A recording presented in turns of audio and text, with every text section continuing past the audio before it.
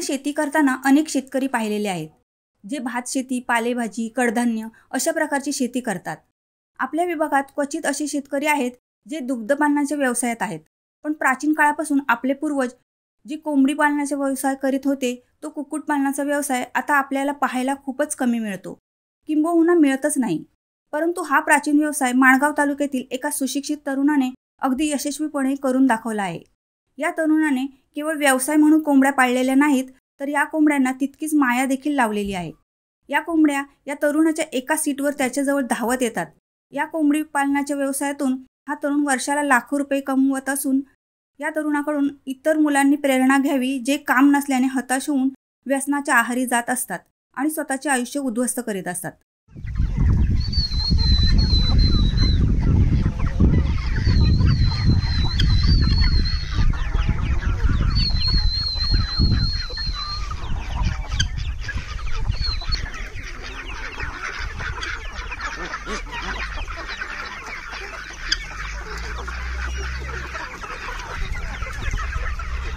आज आपण पुन्हा एकदा एक नवीन शेतकरी प्रगतशील ज्याच्यापासून प्रत्येकाला प्रेरणा मिळावी अशा शेतकऱ्याला आपण भेट देणार आहोत, ज्याचं नाव आहे ओमकार नलावडे. या तरुण मुलाने BA केल्यानंतर एक वेगळी शेती करावी या म्हणून एक नवीन प्रयोग केलेला आहे. त्यांनी कोंबड्यांची शेती केलेली आहे आणि या कोंबड्यांच्या शेतीपासून तो आज चांगल्या प्रकारे उत्पन्न घेतोय.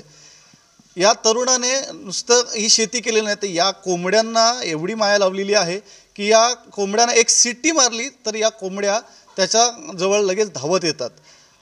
या कोंबड्यांबद्दल आणि या व्यवसायाबद्दल आपण जाणून घेणार आहोत ओमकार नलावडे यांच्याकडून.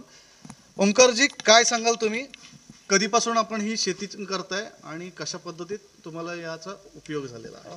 नमस्कार, मी ओमकार नलावडे. माझं BA ग्रॅज्युएशन झालेलं आहे आणि 2019-20 पासून मी या क्षेत्रामध्ये उतरलेलो आहे. मी गोट फार्मिंग, पोल्ट्री फार्मिंगचे दोन्ही कोर्स केले RA मुंबईमधून आणि त्यानंतर मी या क्षेत्रात उतरलो. सुरुवातीला एक 10-15 कोंबड्या घेऊन आपण व्यवसाय चालू केला. त्यानंतर हळूहळू आपण जसं नॉलेज येईल, प्रॅक्टिकल नॉलेज मिळवून आणि कोर्सेस वगैरे आपण केले, त्याच्या नॉलेजचा फायदा करून आपण या कोंबड्या वाढवलेल्या आहेत. आज घडीला आपल्याकडे लहान मोठे धरून 450 पक्षी आहेत आणि तुम्ही आजूबाजूला नंतर बघू शकता की पूर्ण फ्री रेंजमध्ये आपली बाग आहे आंब्याची, काजूची. त्याच्यामध्ये बागेला कंपाऊंड करून त्यात आपण कोंबड्या मोकळ्या सोडलेल्या आहेत आणि त्यांच्यापासून जे अंडी वगैरे प्रोडक्शन जे मिळतं ते टोटली ऑर्गॅनिक आहे.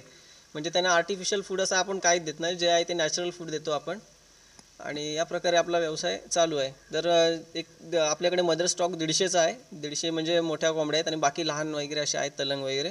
आणि त्याच्यामध्ये 150मध्ये आपल्याला एक दररोज ॲव्हरेज बघायला गेलं तर जास्तीत जास्त 60पर्यंत अंडी अशी मिळतात.